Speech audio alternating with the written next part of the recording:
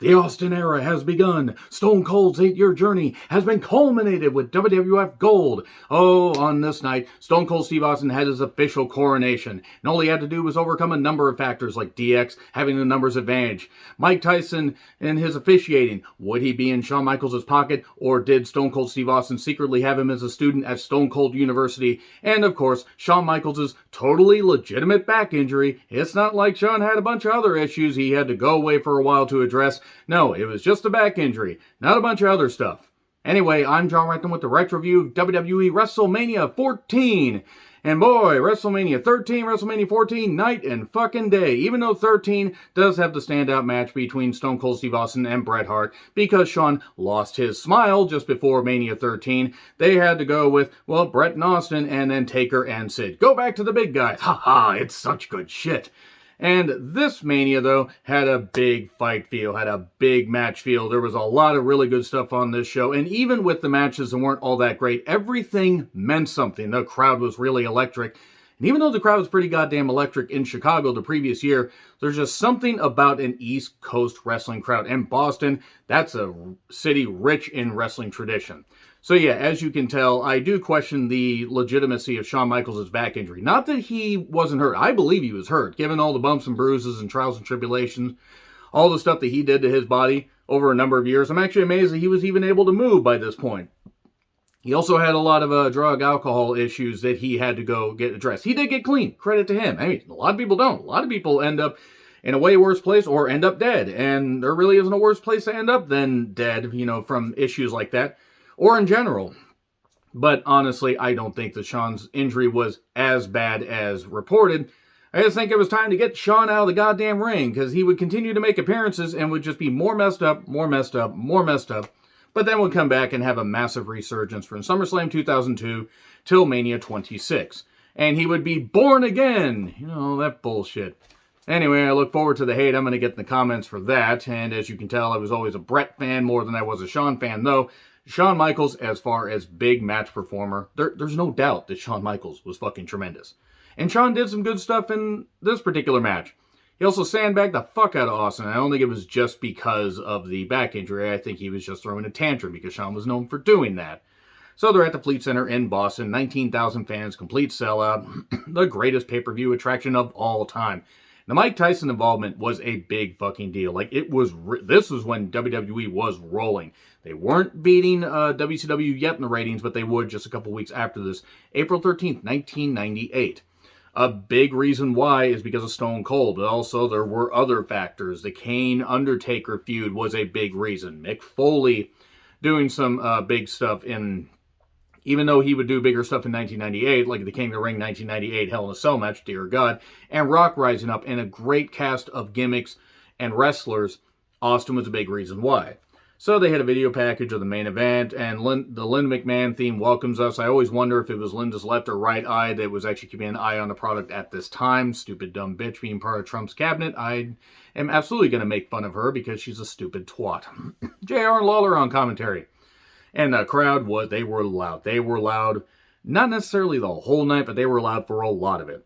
So, most of the teams were already around the ring for this, massive tag team battle royal. LOD 2000 got a pop after Farouk and Kama Mustafa made their entrance. Naturally, Sonny was around all these tag teams feeling very comfortable, because that's what that little Hurde felt was best for her, being around tag teams, getting repeatedly tag teamed. Because that's all she could fucking do, because besides being a really good promo and a passionate wrestling fan, she has done nothing except torpedo what little legacy she had. So I'm going to continue to make fun of Sonny because she's a goddamn moron and a bigot and a prick. So here are the tag teams. It's a number one contenders match, and the winning team faces off against the champions on the next pay-per-view.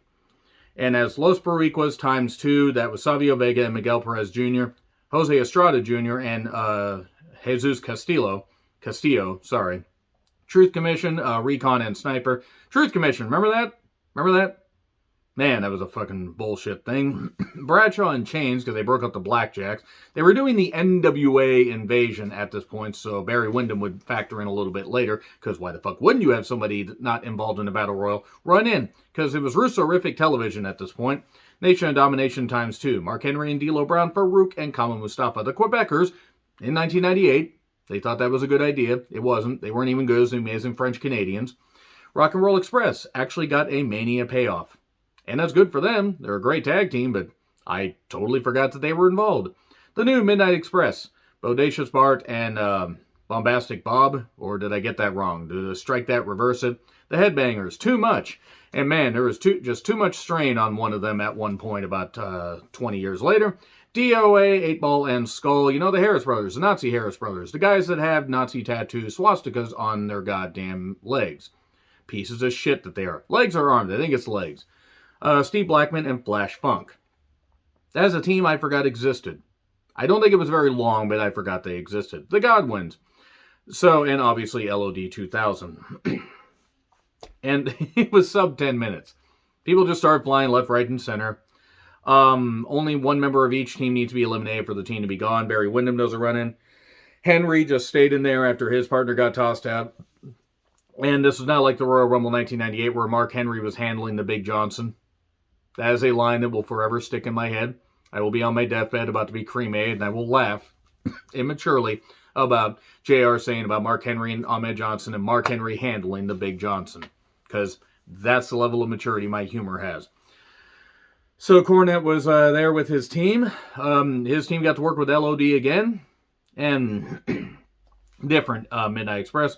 LOD wins, and we get footage of the DX public workout. Shawn and Austin and Mike Tyson and everything. And people around, Times Square. No, not Times Square, but wherever the hell they were. And then we get Taka Michinoku against Aguila, the future S.A. Rios. The fact that Taka Michinoku is still wrestling now is incredible given the amount of high spots that he did and the injuries that he suffered. They didn't care. The crowd didn't. I mean, the wrestlers cared. The crowd just did. This is for the Light Heavyweight Championship, by the way. There were some good high spots. This was sub 6 minutes. JR compares Taka Michinoku to a kamikaze pilot, because of course the racist Lawler does. And then we get Michinoku driver 1, 2, 3. Jennifer Flowers, Google it, kids. Your brains will probably explode. Was talking to The Rock about, he doesn't prefer the leader, he prefers the term ruler. And she talks about, him being in the courtroom. If The Rock had a... The Rock would, if The Rock was on a jury, 9 times out of 10 it'd be a hung jury. And talks about interns. As long as they don't do anything orally, ethically wrong. Because of course he did. And this was to hype up the fact Rock was going to appear later. Jennifer Flowers was also going to appear later because 1998 and the Clinton scandal and all that. Yeah, Clinton was a goddamn sleazeball for doing all that shit. Among other things. See, I can be fair. DX Band. Was the lead singer drunk, I wonder? Apparently so, because they didn't bring the DX Band back for any pay-per-views, I don't think. Slaughter would be handcuffed to China. They're nose to nose, chin to chin. That was a funny line. And if you know why I laugh, you know why I laugh. All I'll say is Antonio Inoki could have had chin off with both of them. Triple H with China versus Owen Hart. European Championship. WWE failed Owen Hart. They absolutely failed him. And obviously with the Kemper Arena incident at Over the Edge 99. But even before that, they signed him to a bigger contract, $400,000. And Shawn Michaels and Triple H and various others decide to basically bury Owen. Owen would have fit in just fine had he lived on. If he wanted to continue to wrestle into 2000, 2001, he could have faced off against Eddie. He could face off against Jericho. That would have been pretty goddamn cool. It's a real shame, actually, that Brian Pillman passed away when he did, because we could have somehow turned... when we had Owen babyface, we could have had Pillman had he not had the ankle injury and had he lived on. Could have had them in a match. That would have been interesting. Owen versus Kurt Angle. There's just so much potential. There was some good stuff here. Owen did have a previously injured ankle here and got it worked on. Owen does come back with a nice missile dropkick, crossbody for 2. Meanwhile, Chyna and Slaughter are handcuffed to each other. And Chyna kept trying to interfere. She does eventually, get the rope there because she gets away from Slaughter because Slaughter was distracted by, a squirrel over in the goddamn corner. And we get the powder in Sarge's eyes and then a low blow to Owen and a pedigree for 3. And then she sends Slaughter over the rail or whatever at one point after getting uncuffed. And thus pretty much began the descent down to the lower mid-card for Owen. Despite the fact that Owen was really goddamn good. Really, really good in the fucking ring.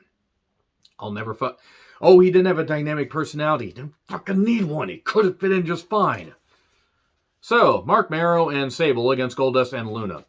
And I like Mark Marrow. I will just never understand why Vince McMahon signed him to a 6-year, $350,000 a year contract. He signed him in 1996. Him and Sable left in 99 because they were still together. And he left for 3 years on his contract. If he had stayed, I mean, would Marrow, assuming, of course, is a guaranteed contract, Vince could have just sent him home and just paid him the full length. I have no idea. And like Mark Marrow, he's done a lot of really good stuff outside of wrestling, too. And he was a hell of a worker in WCW as far as the mid-card. He just never fit in WWE after being Wildman Mark Marrow. Like, they just didn't know what to do with him. He did suffer that knee injury in 97, but still, watching the Dark Side of the Ring on Luna Vachon gives me a new appreciation for Luna and more disdain for Sable. Sable, who is gutter trash, that's all she'll ever be. I know that a bunch of horny people thought that she was really goddamn hot. That's fine if you thought she was hot. I would have rather bashed myself in the fucking skull than ever found her attractive. And sure, she got big ratings and everything. Jim Jones got a bunch of people to follow him into the goddamn abyss. So let's not act like Sable is necessarily the high watermark for ratings. Everybody was watching wrestling back then. Fuck, ECW was doing well on pay-per-view, and Paul Heyman couldn't book a coherent show to save his fucking life, even though he had quite a bit of talent even in 98. Even though he's losing them left, right, and center, especially by 99, wrestling was hot. Wrestling was really goddamn hot for a few years because of the Attitude Era and the Monday Night Wars and all that stuff. Sable had to be carried here, and Sable deserves nothing but hatred and scorn for embarrassing the professional wrestling business. She got over $1 million to pose in Playboy, while there were women scraping by, trying to scrape by. They had busted their bodies, broken their bodies for this business. And what does Sable get? She gets $1 million contract for Playboy. She doesn't want to take bumps, even though, you'd think you'd be used to taking a pounding, Sable, because it's pretty much the only reason that you ever got into wrestling, you ever got into entertainment. Now her and Brock are happy together. And I hope that Sable is never on WWE TV again, because she never fucking deserved it. Never deserved it at all. And just, this was embarrassing. This was embarrassing to watch. Goldust and Marrow worked fine. Luna had to act scared of Sable. That's like, somebody acting scared of a little flea. Oh, a flea jumped on me or whatever. Let's just flick the flea off there. Because Luna, in her sleep, could have beaten the shit out of Sable and should have beaten the shit out of Sable. She should have done what Hiro Matsuda did to Hulk Hogan. If you know, you know. Because then Sable would have had to have limped her stupid ass out of wrestling she never belonged in. So I don't care if this comes across as harsh. Some 20 plus years later, we're coming up on 24 years later, I'm still angry at fucking Sable. I'm angry at the fact that there are women that deserved way better opportunities. She got them just because of how she looked, because Vince McMahon and Russo thought she was the epitome of beauty. And if she's the epitome of beauty, then, well, let's just be honest, the human race itself is fucked. And she never deserved these opportunities. Ever. She didn't work hard. She got offered the opportunities. And sure, you can say that about a lot of people, and there are plenty of men that have gotten those opportunities, but guess what? I don't care. Sable is an embarrassment and gutter trash and deserves that scorn and that hate. And if she ever does get inducted in the Hall of Fame, fans boo her out of the fucking building. I mean, yeah, I hold a long grudge. I still hold a grudge against the Warrior. I don't care. I'm a wrestling fan, and I appreciate when women work hard. I appreciate when men work hard. I appreciate when anybody works hard in wrestling. Sable never did. Luna deserved those spots. I'm not saying a Playboy spot, but she deserved the attention that Sable was getting because Luna could work. She could work with the guys. She could work with the women. They could have built a good women's division at that point, but no, they focused on Sable. Yeah, it was ratings driven. A bunch of idiots decided to tune in and watch Sable. And sorry if, you're one of the people that tuned in to watch Sable. I'm not saying that you're actually idiots. I'm just saying the vast majority of people that thought she was beautiful must have been really goddamn repressed and thought that Sable was worth a damn when she never was. So the match, Luna had to, carry her. She got hit with a Sable bomb, the TKO, 1, 2, 3. And then Luna apparently didn't even get thanks backstage. Luna deserved like a fucking bonus. She deserved a bonus for carrying that sack of gutter trash to a match. And then Sable had the nerve to fucking leave right after, shortly after WrestleMania 15, claiming harassment. Maybe she was harassed. I'm not saying she deserved to be harassed, but, sued him for $1 million or $100 million or whatever. Sable, you never deserved a fucking dime from wrestling. Tennessee Lee, a.k.a. Colonel Rob Parker, from WCW, welcomed Jeff Jarrett and Jennifer Flowers to the ring. Jarrett got golden showers with Jennifer Flowers. I'm going to let you interpret that how you want. I have almost no memory of Tennessee Lee being in WWE because this is a bit of a muddy time for some of the undercard to me. She does the ring introductions for this next match, and also commentary makes a lot of comments about Jennifer Flowers being easy. Again, Google it, kids. So The Rock with the Nation of Domination, not Farouk, took on Shamrock, IC title. The Rock, if The Rock, gets DQ'd, he loses the championship. But of course, we're gonna have some kind of shenanigans. We have to have some kind of shenanigans. Shamrock have been in the zone and going nuts. They battle outside and everything. It doesn't take very long. We get some interference. Shamrock starts to snap. We get a ref bump because Shamrock grabs a chair because Rock had hit him with a chair previously, even though Shamrock had said, yeah, come on, hit me. Maybe you shouldn't have done that. And the ref gets shoved down. So you think that's going to be a DQ. No, it's not a DQ. Shamrock ends up getting the ankle lock on, and The Rock taps out. Nation interferes. And then he gets the ankle lock on The Rock again, and Farouk comes down. He's going to help him. He's going to help him. He's going to help him. No, he doesn't help him. He just does this because we're getting dissension, and Farouk is going to be kicked out as the leader of the Nation of Domination soon after this. And then they reverse the decision. So the crowd boos. Rock is beat up on the stage, the DX Band stage. The Irishman got robbed in Boston, which was a funny line from JR. So, while I have knocked some of the matches on this card, this crowd is pretty goddamn electric so far. And then they got kind of muted for some of this match. Cactus Jack and Chainsaw Charlie Funk, a.k.a. Terry Funk. Oh, nobody's going to know, says Kevin Dunn, that that's Terry Funk. Let's give him a gimmick. And then they knew right away because Kevin Dunn's a goddamn idiot. And it's a shame that he wasn't in that car fire that his dad got the tapes out of, allegedly. God, if only. Would have been screaming like a little bitch, like a hog on a goddamn stick. So, New Age Outlaws. Were their opponents. Tag team title dumpster match. You must dump both your opponents in a dumpster to win. There's a dumpster in the ring. Well, by the ring. Would have been weird if they got in the ring. And also a dumpster backstage. And man, Road Dogg right next to a dumpster. And I couldn't tell the goddamn difference. Let me just say right now, the Road Dogg was a hell of a goddamn talker. And I wish his dad was still around. And he wasn't. He hasn't had his heart in something for a while. And maybe if he had less of a narrow-minded view of things, I wouldn't, be picking on Road Dogg so much. It was a mess. There were a lot of weapons. A ladder came out at one point. Two men fell off the ladder into the dumpster as Billy Gunn and Cactus Jack. At one point, Terry Funk got... that's his name. I'm not going to call him Chainsaw. He got powerbombed in there. They go backstage, and at one point, Terry Funk gets both members of the New Age Outlaws on a forklift, on a pallet, and then puts them in a dumpster backstage. And Cactus Jack and Chainsaw Funk win. And... I said right after I wasn't going to call him Chainsaw, and then I just fucking did. But they win the tag titles, and then that gets reversed like a little bit, I think like the next night, or it's either the next night, I think it was the next night, because that wasn't the official dumpster. It's actually what they fucking did. They actually fucking did that. So,